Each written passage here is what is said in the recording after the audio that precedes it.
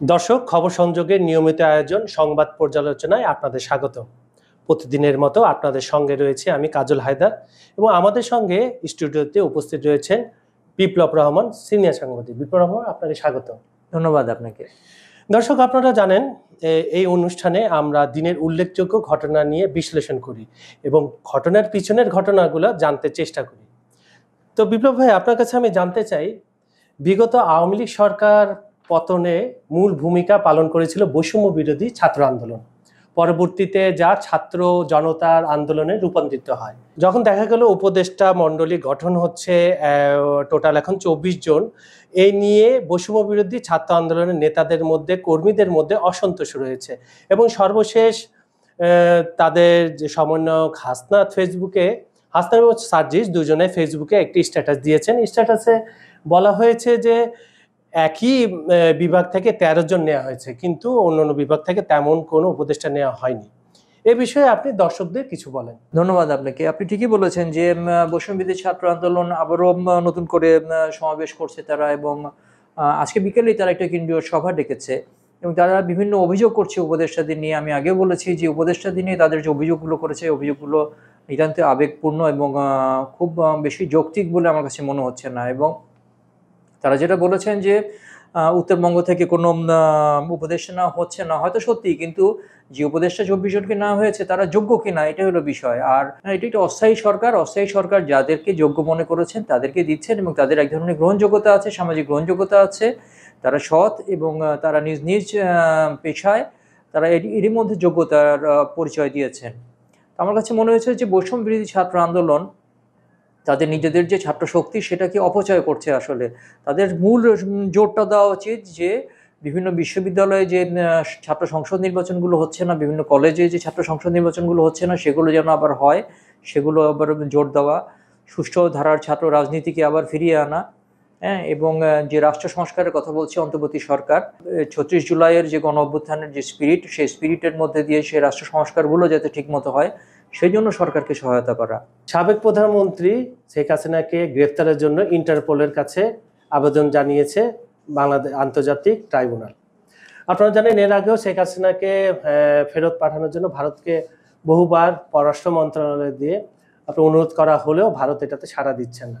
আর আমার প্রশ্ন হচ্ছে, ইন্টারপোলে এর আগেও অনেককে গ্রেফতার করার জন্য আবেদন করা হয়েছিল, কিন্তু এখন পর্যন্ত কাউকে সেভাবে আটক করা হয়নি, বাংলাদেশেও ফেরত পায়নি। এ প্রসঙ্গে কিছু বলেন। না, সেটা হচ্ছে যে ইন্টারপোল একটা আন্তর্জাতিক একটি অপরাধ তদন্ত সংস্থা এবং তারা একটা রেড নোটিশ জারি করেছে। এটা সাধারণত আসলে যাদের বিরুদ্ধে ফৌজদারি মামলা করা হয়, যারা দুর্ধর্ষ সন্ত্রাসী বা ড্রাগ ডিলার, মাদক চোরা কারবারি, তাদের বিরুদ্ধে সাধারণত ইন্টারপোল এই রেড নোটিশটা জারি করে এবং এটা হচ্ছে এক দেশ আরেক দেশকে সহায়তা করে। কিন্তু একজন সাবেক প্রধানমন্ত্রীর বিরুদ্ধে ইন্টারপোলের রেড নোটিশ জারি করার জন্য আইজিপিকে এর মধ্যে চিঠি দিয়েছে সরকার। তো এটি একটি বিরল ঘটনা। যদি ইন্টারপোল রেড নোটিশ জারি করে সাবেক প্রধানমন্ত্রী পতিত স্বৈরাচার শেখ হাসিনার বিরুদ্ধে, তাহলে এটি হবে একটি বিরল ঘটনা। সম্ভবত কোনো প্রধানমন্ত্রীর বিরুদ্ধে ইন্টারপোলের রেড অ্যালার্ট জারি বা রেড নোটিশ জারি, এটি বিরল ঘটনা হবে। সেটা সবচেয়ে বড় কথা হচ্ছে যে এই রেড নোটিশটা কেন ইন্টারপোলকে দিতে বলা হয়েছে এই কারণে যে শেখ হাসিনার বিরুদ্ধে এরই মধ্যে শেখ হাসিনা সরকার সহ তার মন্ত্রী, সাবেক মন্ত্রী সহ বেশ কয়েকজনের বিরুদ্ধে, জনপ্রতিনিধির বিরুদ্ধে এরই মধ্যে মানবতা বিরোধী অপরাধ, গণহত্যার মামলা, দুর্নীতির মামলা ইত্যাদি অনেক মামলা হয়েছে, যেগুলো সবই ফৌজদারি অপরাধ। এই ফৌজদারি অপরাধের দায়ে তাদের অভিযোগে তাদের বিরুদ্ধে যে মামলাগুলো হয়েছে, সেই মামলায় তারা যদি অভিযুক্ত হন, তারা যদি দোষী প্রমাণিত হন, তাহলে তাদেরকে সে বাংলাদেশে ফেরত চাইবে। বাংলাদেশ ভারতের কাছে শেখ হাসিনাকে ফেরত চাইবে বলে এরই মধ্যে বিভিন্ন উপদেষ্টা বলেছেন, স্বরাষ্ট্র উপদেষ্টা বলেছেন, পররাষ্ট্র উপদেষ্টা বলেছেন, এমনকি আইন বিষয়ক উপদেষ্টা আসিফ নজরুলও বলেছেন যে এখন এই যদি শেখ হাসিনা যদি এই গণহত্যার মামলায় বা দুর্নীতির মামলায় যদি অপরাধী সাব্যস্ত হন, তাহলে তাকে বাংলাদেশ ফেরত চাইতে পারে। তবে যদি ভারত সরকার সদিচ্ছা পোষণ করে, তাহলে বাংলাদেশকে এটা ফেরত দিতে পারে, শেখ হাসিনাকে বাংলাদেশের কাছে হস্তান্তর করতে পারে। এখন সেটি নিয়ে আবার ভারত এটা রাজি হবে কি না সেটি নিয়ে দুই দেশের আন্তর্জাতিক সম্পর্কে কোনো টানাপোড়েন হবে কিনা সেটিও একটি প্রশ্ন রয়েছে।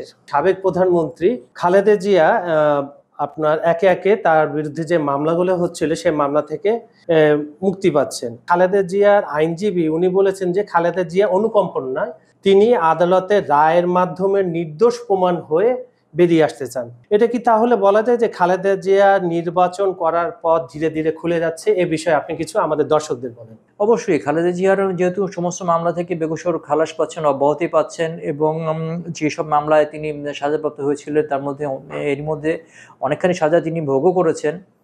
তো মামলাগুলো থেকে যদি সবই তার অব্যাহতি হয় তাহলে তো তার নির্বাচন করতে কোনো সমস্যা নেই, কিন্তু প্রশ্ন হচ্ছে যে তিনি আদৌ নির্বাচনের জন্য সুস্থ কিনা, শারীরিকভাবে সুস্থ কিনা। এখন আমার যতটুকু খেয়াল আছে, বেশ কিছুদিন আগে সাবেক এমপি রুমিন ফারহানা একটি টকশোতে বলেছিলেন যে তাদের প্রধানমন্ত্রী হিসেবে পরবর্তী প্রধানমন্ত্রীকে নির্বাচনে পরবর্তী প্রধানমন্ত্রী কে হবে, নির্বাচনে প্রধানমন্ত্রী পদপ্রার্থী কে হবেন, তাদের প্রথম পছন্দ হচ্ছে খালেদা জিয়া, দ্বিতীয় পছন্দ হচ্ছে তারেক রহমান। যদি খালেদা জিয়া শারীরিকভাবে যেহেতু গুরুতর অসুস্থ, তার পক্ষে যদি নির্বাচন করা সম্ভব নাও হয়, তারেক রহমানকে এখানে নির্বাচন করা যেতে পারে, তারেক রহমান নির্বাচন করতে পারেন। সেক্ষেত্রে তারেক রহমানের যে মামলাগুলো রয়েছে সেই মামলাগুলো থেকে তারেক রহমানকে বেকসুর খালাসপ্রাপ্ত হতে হবে, এবং নির্বাচন কমিশন আইন আরপি অনুযায়ী যদি তিনি কোনো মামলার সাজাভুক্ত আসামি হন, সেই সাজা তার খাটা শেষ হলে, সাজা ভোগ করা শেষ হলে তারপরে তিনি নির্বাচন করতে পারবেন। যেমন এর আগে এরশাদ 5 বছর জেল খাটার পরেও নির্বাচন করতে পেরেছিলেন এবং আবার এমপিও হয়েছিলেন। তো সেইভাবে যদি তারেক রহমান যদি সমস্ত মামলা থেকে বেকসুর খালাস পান এবং যে মামলায় তিনি সাজাভুক্ত আসামি সেই মামলা থেকে যদি তাকে অব্যাহতি দেওয়া হয় বা রাষ্ট্রপতি তাকে সাধারণ ক্ষমা ঘোষণা করে, তাহলে তারেক রহমানেরও এই নির্বাচনে অংশ নিতে কোনো বাধা নেই, এবং তারেক রহমানেরও আগামী প্রধানমন্ত্রী হতে কোনো বাধা নেই। দর্শক, আজ এখানেই বিদায় নিচ্ছি। এতক্ষণ আমাদের সঙ্গে থাকার জন্য ধন্যবাদ। আপনাকে ধন্যবাদ। ধন্যবাদ আপনাকে।